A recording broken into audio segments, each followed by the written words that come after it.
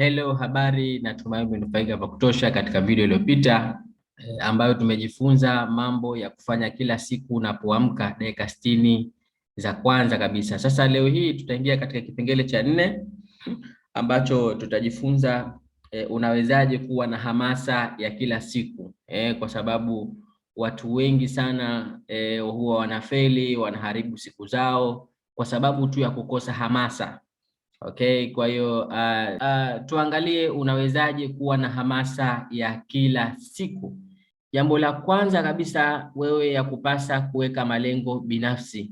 Kuna mtaalamu mmoja aliwahi kuzungumza kwamba kama usipojua wapi unapokwenda, basi kila sehemu utakuwa unaangalia. Ni sawa sawa na mtu ukute mtu anatembea njiani halafu umsimamishe umuulize unakwenda wapi, halafu yule mtu akujibu akwambie kwamba mimi bana sijui ninapokwenda, naona nakwenda tu, basi inawezekana kutakuwa kuna mapungufu makubwa sana ya akili. Huyu mtu unaweza ukamfikiria na mapungufu ya akili. Sasa kama wewe utakuwa haujui unapokwenda, kwa mfano mwaka huu ukiisha, hujui unaelekea wapi, hujui unaishi kwa sababu gani, na hala hauna malengo yote yale, basi wewe hautafanikiwa kabisa. Hautafanikiwa kabisa. Kwa hiyo jambo la kwanza kabisa, lazima uweke malengo na malengo huwa yanapatana na vision. Lazima uwe na maono kwamba maono yangu baada ya siku fulani ama maono yangu nafanya kitu fulani kwa ajili ya kupata jambo fulani. Sasa malengo, jambo la kwanza ukitaka kuthibitisha, ndugu msikilizaji ambao unanisikiliza, ili ujijue kwamba wewe una malengo ama hauna malengo, jitathmini kwa kujiangalia jambo moja tu. Je, malengo hayo umeandika? Kama hujaandika malengo yako popote pale, unasema tu na malengo kichwani mwangu, basi wewe bado hauna malengo na hautakaa ufanikiwe. Kwa hiyo malengo siku zote lazima yaandikwe. Lazima uchukue peni na karatasi ili uani sheria. Kama hujachukua peni na karatasi ukaandika malengo yako sehemu fulani, basi wewe bado hauna malengo, na ndio maana mpaka leo pengine hujaendelea, na ndio maana mpaka leo hujui ushike wapi. Okay? Kwa hiyo jambo la kwanza kabisa, lazima uwe na malengo binafsi, uwe na malengo ya wewe mwenyewe.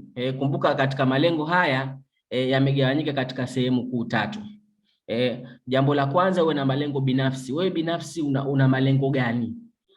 Una malengo ya kuwa mtu gani? Kwa mfano kama 2030 nataka labda mimi niwe bilionea. Unataka wewe utambulike wewe kama nani? Jambo la kwanza. Jambo la pili, malengo, uwe na malengo pia katika kipaji ama taaluma. Kwamba malengo yangu mimi nataka niwe daktari bingwa katika utaalamu wa upasuaji. Malengo yangu mimi nataka niwe muimbaji maarufu wa East Africa yote. Malengo yangu mimi nataka niwe mkimbiaji wa riadha maarufu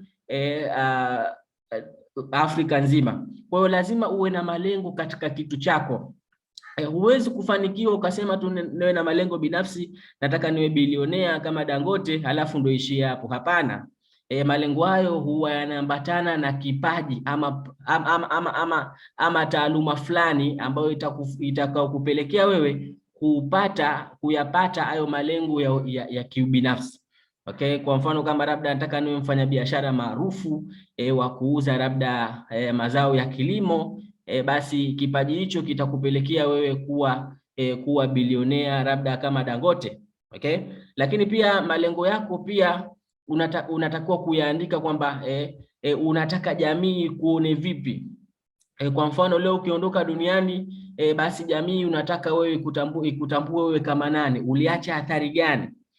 Kwa hiyo pia malengo yako pia unatakiwa uandike katika kipengele cha jamii. Kwa hiyo malengo lazima uandike katika nafasi hizi 3. Usiandike tu malengo moja kwa moja kwamba nataka kuwa bilionea alafu basi ukaishia hapo. Hapana.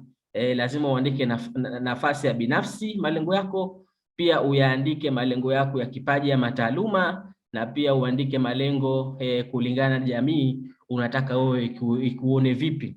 Na hapa katika jamii ni jambo kubwa sana. Watu wengi huwa wanapoteza tu maisha yao bila kuacha athari yoyote. Yaani hawatambulikani kabisa, hata majina yao hatuwatambui. Kwa mfano wewe katika ukoo wako unamjua babu yako tu wa kwanza, mzaa baba unamfahamu. Kwa mfano anaitwa fulani bin fulani fulani. Babu yako unamfahamu jina lake, lakini babu yako wa pili, yani babu wa babu yako si rahisi sana wengi wetu kuyatambua, hata majina tu inakuwa shida. Kwa babu yako wa pili, babu wako wa tatu, babu wako wa nne, babu wako wa tano, sidhani kama kuna mtu hapa pengine anamjua babu yake wa tano kwenda juu. Na huyu babu wa tano alipotea tu, lakini ni moja kati ya kizazi chako. Manake yeye asingemzaa babu wako wa nne, manake wewe usingekuwepo. Kwa hiyo watu muhimu katika ukoo wetu huwa wanapotea tu bila hata kuwajua hata majina yao, kwa sababu tu hawakuacha athari katika jamii. Kwa hiyo hata wewe binafsi utakuja kuwa babu wa 10 ama babu wa 5 wa kizazi chako ambacho kinachokufuata mbele yako. Utazaa mtoto ama pengine unaye mtoto wako atazaa mjukuu wako, utaitwa babu wa kwanza, utakuja kuitwa babu wa pili, lakini ukishafika babu wa 3, kama hujaacha athari katika ukoo wako ama katika koo yako inayoendelea, basi wewe utasahaulika, hata jina lako halitatambulika katika uzao wako. Kwa hiyo tuhakikishe kwamba tunaweka malengo ya kusema kwamba mimi nitaacha athari ya uzao wangu wote unaokuja, lazima mimi unitambue. Kwa hiyo lazima uweke malengo pia katika jamii, uweke malengo katika kipaji, na pia uweke malengo yako binafsi. Kwa kama hujaandika malengo, hakikisha leo hii unaandika malengo ya kwako. Lakini ukiacha hivyo, kitu gani chengine ambacho wewe kitakupa hamasa? Kuna hichi kitu kinaitwa future pacing. Future pacing ni kuangalia maisha yako ya mbele sana, maisha yako ya baadaye sana. Kwa mfano kama leo hii 2021, basi unaangalia 2030, panapo na majaliwa utakuwa uko wapi? Kwa mfano wewe uko hapa, hii ni now, sasa hivi. Maisha yako ya nyuma ya past unayaona clear, wala haihitaji darubini kama unavyopiga darubini hapa. Hapana, maisha yako ya nyuma unayaona clear. Tukikuuliza umezaliwa wapi, umelelewa wapi, ilikuwaje, na maisha ulipolelewa na shangazi yako ulikuwa na maisha gani, unayaona kama vile TV unaona inakuja, unaeleza yote maisha yako. Lakini tatizo ni kwamba tukikwambia sasa, haya tueleze maisha yako ya mbele, 2030 utakuwa uko wapi, ama 2026 wewe utakuwa unafanya nini, wengi wetu huwa hatuoni, tunaona kama mawingu hivi. Kama clouds is a mass of cloud, tunaona kama mawingu ambayo hatuoni clear. Lakini maisha yetu ya nyuma, ukiambiwa 2015 ulikuwa uko wapi, unakumbuka kila kitu, lakini 2025 hukumbuki. Miaka 5 nyuma unakumbuka, miaka 5 mbele haukumbuki, yani haujui kwamba utakuwa uko wapi. Sasa hii future pacing ni very powerful psychology ambayo itakayokusababisha wewe kuyasafisha haya mawingu yako ya mbele, uyaone clear, yani uone clear kwamba mimi ninapoenda ni sehemu fulani. Kama unavyoona maisha yako ya nyuma, basi maisha yako ya mbele pia uyaone kama ilivyokuwa unavyoona maisha yako ya nyuma. Hii ndio tunaita future pacing. Kwa hiyo wengi wetu tunaifahamu past vizuri, present tunaifahamu vizuri, future hapa pia tunatakiwa tuitie tiki kwamba bwana, mimi 2028 mimi nitakuwa niko sehemu fulani. You have to know that kulingana na ile vision na malengo ambayo uliyoweka. Sasa future pacing ni kitu ambacho kitakupa hamasa sana. Ili kuandaa future pacing yako, basi wewe yakupaswa wewe uandike. Kwa mfano unaweza ukarekodi video, unaweza ukarekodi audio, ama ukaandika. Hebu jaribu kujielezea kwamba 2025 wewe utakuwa uko wapi, unafanya nini, na utakuwa unaingiza kiasi gani kwa mwezi. Ielezee, fafanua, chambua, fukua maisha yako ya mbele, yachimbue kwamba mimi 2025 nitakuwa niko sehemu fulani. Na wakati una rekodi video, kwa mfano imagine kwamba sasa hivi ndo tayari hiyo 2025, ama sasa hivi ni tayari hiyo 2030. Unazungumza tu, kwa mfano let's say labda unaweza ukasema nashukuru Mungu, leo ni tarehe 17 mwezi wa 7 2028. Nashukuru Mungu nimepumzika katika nyumba yangu nzuri. Nyumba yangu hii ina ukubwa wa mita ngapi? Unaeleza, alafu ndani yake mna swimming pool, kuna vyumba 5, kuna ukumbi wa watoto, kuna chumba cha kufanya mazoezi, kuna chumba cha kusalia. Pia mmepaki magari yangu 6, gari ya aina fulani, unataja mpaka rangi. Na pembeni kuna swimming pool. Sasa hivi nimepumzika pembeni ya swimming pool. Naeleza hii video yangu. Kwa hiyo unatakiwa uact kwamba labda tayari ule mwaka ushafika, hata unapiga picha, una record video kwamba unaeleza maisha yako unajisikiaje.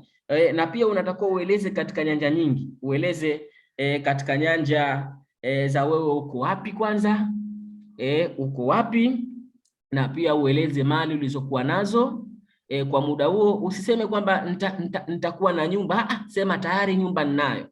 Kwamba eleza tayari yale maisha tayari umeshafikia. Okay, eleza mali zako, alafu pia eleza pia unafanya biashara gani. Hiyo 2028 au 2025 unafanya biashara gani wewe, kama mkulima ama labda unafanya kitu gani ambacho unajishughulisha nacho. Alafu pia ueleze kwamba unamshukuru Mungu kwamba unapata milioni 15 kwa mwezi, unapata milioni 20. Unataka uzungumze maneno namna hayo.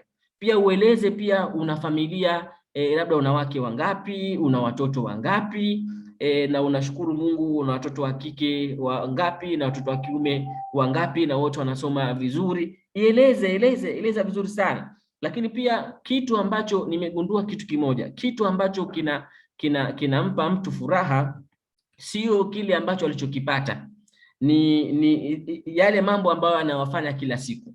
Okay? Kwa sababu yuko jamaa mmoja aliwahi kuwa na malengo ya kutengeneza dola 500. Akawa na malengo, akawa anafanya kazi kwa juhudi, mwisho wa siku akazipata zile pesa. Sasa ashazipata zile pesa, hajui afanye nini. Na wako wengi sana, kuna watu wanacheza basketball, kuna wachezaji wa mpira wana malengo ya kukusanya labda dola milioni 10, lakini akishazipata zile dola milioni 10, hajui nini azifanye. Kwa hiyo huyu jamaa alipoona amepata zile pesa dola 500, akaona ashazipata, sasa nifanyaje? Akazigawa zote, ikabidi atoe misaada afanye. Kwa hiyo baadaye akarudi tena katika ile process ya kuzitafuta. Kumbe anacho enjoy sio yeye kupata yale mafanikio, ile process ya utafutaji wa yale mafanikio. Wako wengi sana, kuna watu wana fedha nzuri tu, ni matajiri wakubwa, lakini unakuta mtu anacheza mpira, anacheza basketball, haendi kule kwenda kutafuta pesa. Anaenda kule kwa sababu tu anaipenda ile process ya utafutaji wa pesa kupitia kucheza basketball, ama anaipenda process kupitia ya utafutaji wa pesa kupitia labda kilimo, mwingine labda daktari. Okay, kwa hiyo anapenda vitu vya namna hiyo. Kwa hiyo hata wewe pia unatakiwa ujieleze pia 2028 ama 2025, ratiba yako ya siku inakuwaje. Ueleze kwamba anashukuru Mungu 2028, sasa hivi nikiamka asubuhi nafanya mazoezi, nasoma Qur'ani, nasoma vitabu, nafanya hivi, naingia kazini, nafanya hivi. Kwa hiyo unatakiwa ueleze pia. Kwa hiyo hakikisha tunafanya hivi, na ukishafanya hiyo video ya kurekodi haya yote haya, kila siku asubuhi hakikisha utakuwa unaisikiliza, ama kama umerekodi sauti basi kila siku asubuhi unaisikiliza. Kama umeandika kwa maandishi, basi kila siku asubuhi unasoma yale maandishi. Hii itakupa uwezo pia wa subconscious mind yako kukubali na kuamini. Ikikubali tu na kuamini, basi hayo majumba, magari, na kila kitu yanakuja yanatokea kweli kama maajabu kwa kweli. Okay? Kwa hiyo la kwanza kabisa, hakikisha unafanya hii kazi, na usiende katika video inayofuata kama hujaifanya hii kazi ya kuandaa future pacing ya kwako kupitia hizi hapa. Kwa hiyo unaweza kuchagua mojawapo tu, either kwa kurekodi video ama audio ama kuandika. Sasa tuende katika workshop yetu ya leo. Workshop yetu ya leo tutafanya hizi kazi mbili. Kazi ya kwanza, andika malengo yako binafsi katika kipengele, ngoja tuandike hapa, utaandika malengo yako binafsi. Pia utaandika malengo yako kulingana na kipaji, kipaji au taaluma. Taaluma, una malengo ya kuwa na kipaji gani maarufu ama taaluma gani? Na hichi kipaji ama taaluma ndio kitakupelekea wewe kupata hayo malengo yako binafsi. Lakini pia andika malengo yako kupitia jamii. jamii kama ni familia, unataka wewe wakuoneje, ama jamii unataka uisaidie vipi, na hayo malengo yako yataacha athari gani katika jamii husika. Okay, kwa hiyo hakikisha unafanya hii workshop, unaandika malengo yako, alafu unashare nasi kupitia WhatsApp group. Okay, ama unashare nami, lakini pia andika future pacing, future pacing yako, tafuta mwaka wowote ule, kwamba 2030, 2025, 2020, tafuta mwaka wote ule mbele, alafu uelezee maisha yako yaliyokuwepo kupitia huo mwaka wa huko mbele, na usizungumze kwamba labda mwaka 2028 nataka niwe uzungumze kwamba tayari ni ushakuwa sasa hivi ni 2028. Eleza kwamba una kitu gani na kitu gani ambacho unafurahika nacho kupitia nyanja hizi hapa. Eleza kwamba uko wapi ama unaishi wapi sasa hivi mwaka huo, alafu pia eleza pia una mali zako, una mali gani ama umepata nini.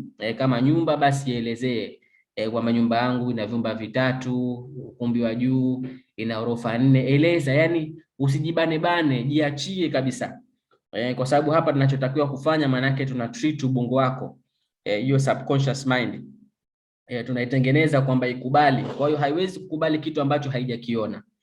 Jambo la kwanza kabisa, kwa mfano kama wewe maisha yako ya nyuma unaweza ukasema bwana mimi nikikuuliza unaweza kutengeza milioni 2 ndani ya mwezi mmoja, unasema ndio naweza, pengine nyuma ushawahi kutengeneza. Kwa hiyo chochote kile ambacho nyuma kilishawahi kutokea, manake akili yako subconscious mind inakuwa inakubali moja kwa moja kwamba ndio naweza katika maisha yako ya nyuma. Lakini katika maisha yako ya mbele, kwa mfano kama hujawahi kutengeza milioni 2, nikikuuliza je, unaweza kutengeza milioni 2 ndani ya mwezi mmoja, subconscious mind inaangalia, inasema siwezi, jambo gumu, kwa sababu sijawahi kutengeneza. Kwa hiyo kama kitu ambacho hujawahi kukifanya, basi ubongo huo unakataa. Lakini kitu kama ushawahi kukifanya katika process zako, basi huwa inakubali kwa haraka. Kwa hiyo eleza mali zako, hata kama hauna, lakini tunachofanya hapa manake tunaudanganya ubongo wako, kwa maana kwamba uiamini kwamba hivyo vitu tayari vinavyo, basi huo utavipata kweli. Kwa hiyo eleza magari, kama una gari 8, eleza nyumba yako ina swimming pool, ina ukubwa namna gani, na utaje aina ya magari pia, na utaje pia aina ya magari ambayo ulikuwa nayo. Lakini pia ueleze unafanya biashara gani, unafanya biashara gani sasa hivi 2028 ama 2025. Biashara zote, kama labda unakodisha vifaa vya harusi, una maduka, unalima, taja mjumuiko wa biashara zako zote. Halafu pia eleza kwamba kiujumla unapata kiasi gani kwa mwezi, unapata kiasi gani kwa mwezi. Pia ueleze katika hiyo future pacing yako. Pia eleza familia yako ipoje. Eleza kuhusu familia yako, eleza kuhusu familia yako ipoje. Labda una watoto 8, una watoto 12, una wake 4, una wake 2 ama una mke mmoja. Eleza kuhusu familia yako. Lakini pia eleza ratiba yako ya siku, ratiba yako ya siku, unafanya nini, ratiba yako ya siku kila siku, kwamba unaamka asubuhi unafanya hivi na hivi, unapitia biashara zako, labda unaongea na wateja mpaka saa fulani. Eleza ratiba yako ya siku kwenye huo mwaka fulani. Okay, kwa hiyo nataka tujitahidi tufanye hii kazi, na nakusihi usiendelee kusikiza video inayofuata kama hujaifanya hii kazi. Lengo letu hasa ni kujifunza mambo ya crypto trade, lakini hatuwezi kufanikiwa kama hatujakuwa na vision. Kwa hiyo jambo la kwanza lazima tutengeze vision ili kutengeneza userious wa kazi ambayo tunaenda kuifanya. Okay, kwa hiyo machache, asanteni sana. See you katika next video.